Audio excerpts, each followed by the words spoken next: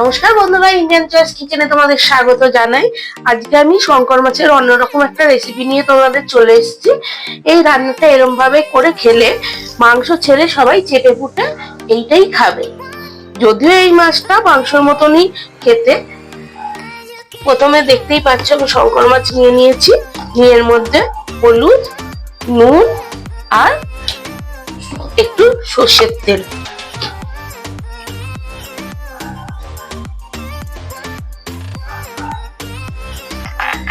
এইগুলোকে একসঙ্গে ভালো করে মাখিয়ে নিয়ে 10 মিনিট রেস্টে রেখে দেবো।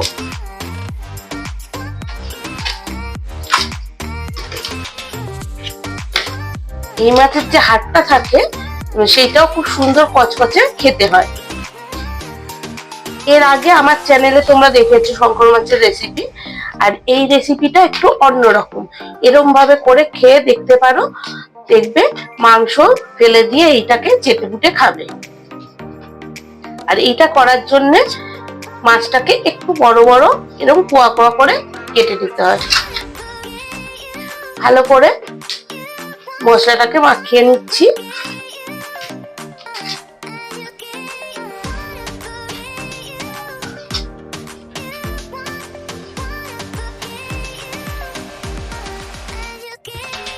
এবারে এটাকে 10 মিনিট রেস্টে রেখে দেবো।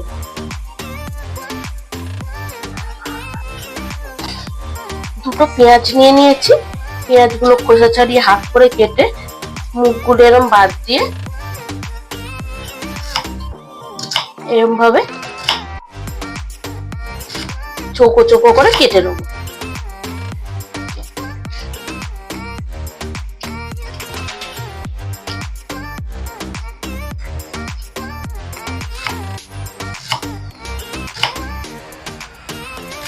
এরকম করে দুটো পেঁয়াজকে কেটে নেবো।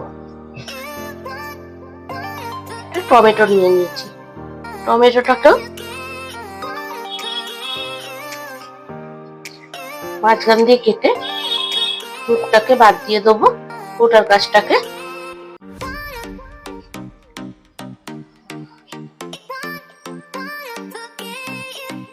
বাদ দিয়ে এরকম চৌকো চৌকো করে কেটে নেব।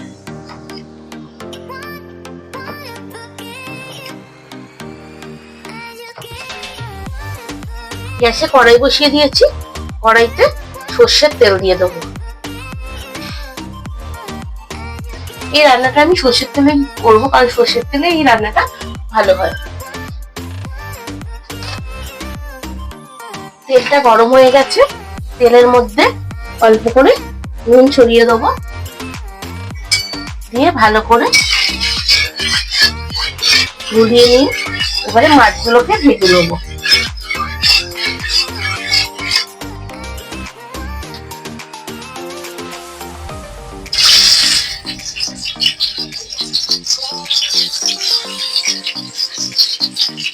মাছগুলো তো একসঙ্গে ভাজা যাবে না, গ্যাস অয়েল ভেজে নেবো।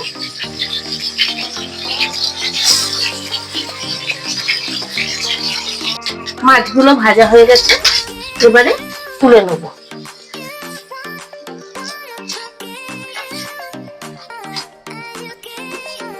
এবারে এই তেলের মধ্যে কেটে রাখা আলু ছেড়ে দেবো।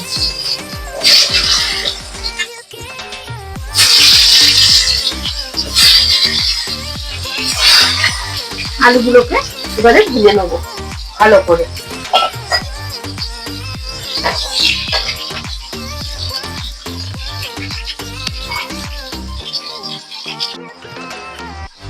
আলুগুলো ভাজা হয়ে গেছে, এবারে তুলে নেব।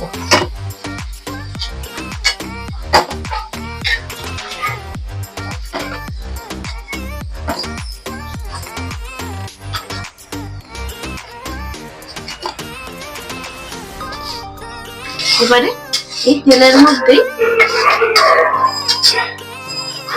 কেটে রাখা পেঁয়াজ,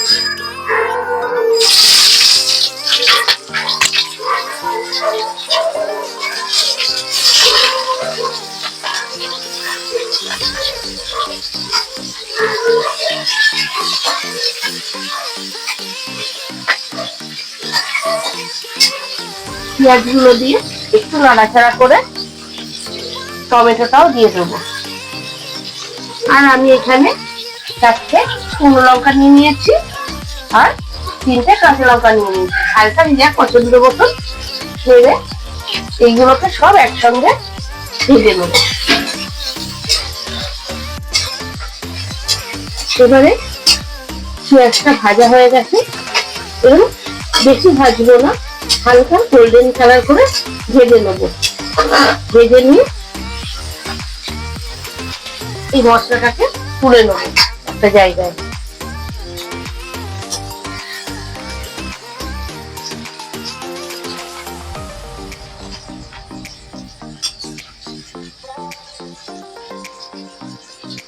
এটাকে তুলে নিয়ে ঠান্ডা করে নেবো। ঠান্ডা করে নিয়ে মিক্সির মধ্যে পেস্ট করে নেবো।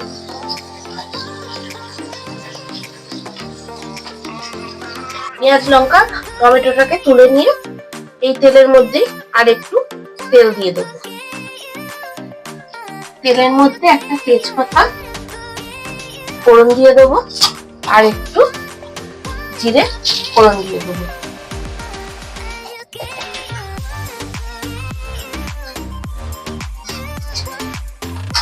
ফোড়নটা একটু ভাজা ভাজা হয়ে গেলে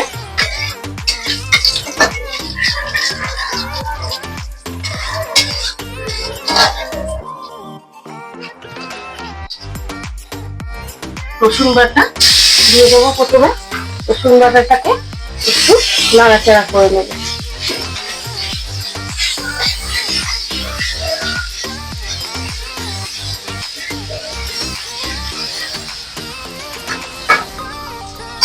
এবারে একটু আদা বাটা দিয়ে দেবো।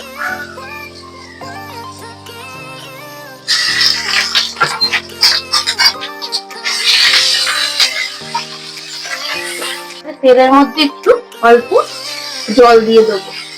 জল দিয়ে কিছু গুঁড়ো মশলা দিয়ে দেবো। হলুদ গুঁড়ো,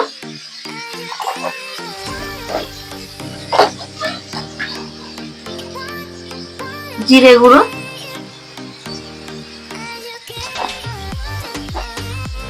একটু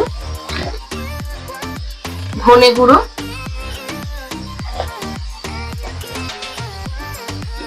স্বাদ মতো নুন,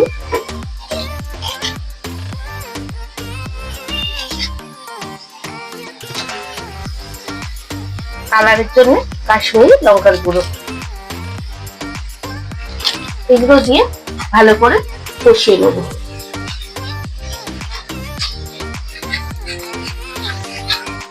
এবারে মশলাগুলো কষানো হয়ে গেছে, এর মধ্যে ভেজে রাখা আলুর টুকরোগুলো দিয়ে দেবো।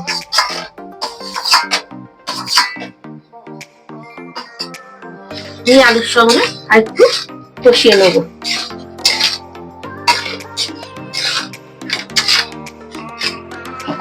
এবারে আলুর সঙ্গে মশলাগুলো কষিয়ে নিয়েছি, দিয়ে ফেটিয়ে রাখা একটু টক দই দিয়ে দেবো।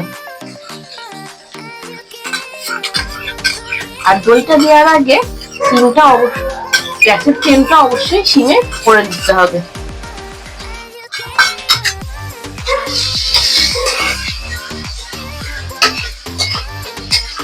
দিয়ে দইটার সঙ্গে ভালো করে কষিয়ে নেবো যতক্ষণ না মশলার তেলটা ছেড়ে যাচ্ছে।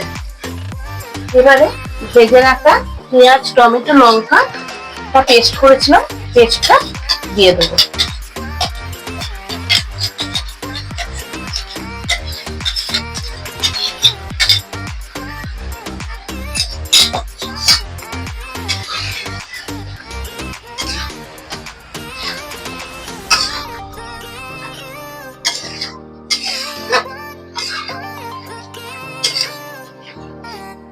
দেখতেই পাচ্ছ মশলার কালারটা কত সুন্দর এসছে।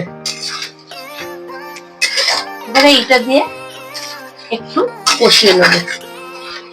মশলাটা খানিকটা কষিয়ে নিয়েছি, এবার টেস্টটা ব্যালেন্সের জন্য একটু চিনি দিয়ে দেবো, কারণ টমেটো টক দই এগুলো পড়েছে।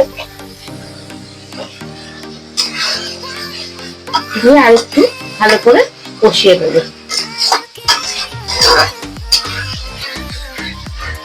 মশলা থেকে তেলটা ছেড়ে দিয়েছে। এবারে মিক্সির কন্টেনারটা ধোয়া মশলার জলটা দিয়ে দেবো। এটা যেহেতু দমের মতন একটু হবে, আলুটা সেদ্ধর জন্য আর একটু জল দিয়ে দেবো এর মধ্যে।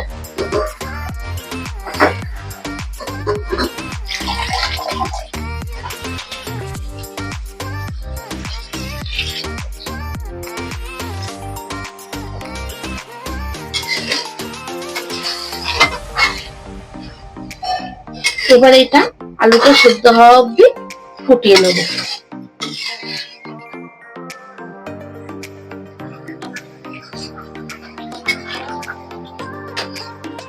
আলুগুলো সেদ্ধ হয়ে গেছে। এবারে ভেজে রাখা মাছগুলোকে দিয়ে দেবো।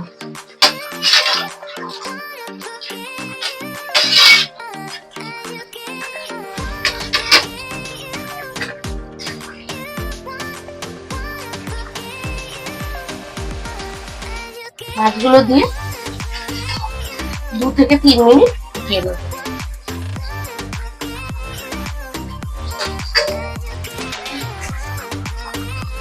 মাছটা দিয়ে ফুটে গেছে।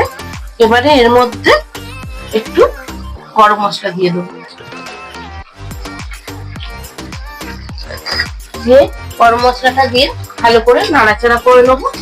আমার এই ভিডিওটা তোমাদের যদি ভালো লেগে থাকে লাইক কমেন্ট শেয়ার করো। আর যারা আমার চ্যানেলটাকে এখনো সাবস্ক্রাইব করোনি তারা সাবস্ক্রাইব করে নিও। যারা ফেসবুক পেজে দেখছো তারা ফেসবুক পেজটা ফলো করো। এবারে লাস্টে ধনে পাতা ছড়িয়ে নামিয়ে নেব। গ্যাসের ফ্লেমটা এবারে অফ করবো। এই দেখো ফাইনালি আমার রান্না রেডি।